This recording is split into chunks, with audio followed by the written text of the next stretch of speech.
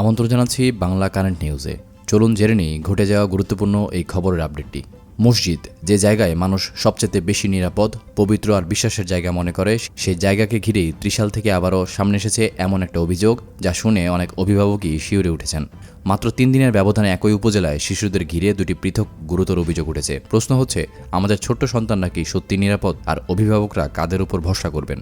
ময়মনসিংহের ত্রিশালে এবার একটি মসজিদকে কেন্দ্র করে 10 বছর বয়সী এক শিশুকে ঘিরে উঠেছে অভিযোগ। স্থানীয়দের দাবি, সোমবার রাতের দিকে বালিপাড়া ইউনিয়নের দক্ষিণ বালিপাড়ার 5 রাস্তার মোড় এলাকায় খালেক মণ্ডল জামে মসজিদ থেকে অভিযুক্ত ইমামকে আটক করে তারা পুলিশের কাছে সোপর্দ করেছে।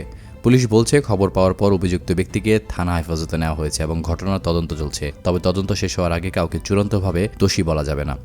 সবচাইতে উদ্বেগের বিষয় হলো, এর মাত্র কয়েকদিন আগেই ত্রিশালের অন্য একটি এলাকায় 5 বছর বয়সী এক শিশুকে ঘিরে অনৈতিক কর্মকাণ্ডের অভিযোগে আরেক ইমামকে গ্রেপ্তার করা হয়েছিল। সেই ঘটনার জেরে শিশুটির বাবা মামলা করেছেন বলেও জানা গিয়েছে।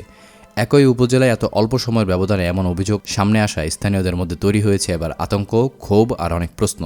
এই ঘটনা শুধু একটি এলাকার খবর নয়, এটি প্রতিটি অভিভাবকের জন্য সতর্কবার্তা।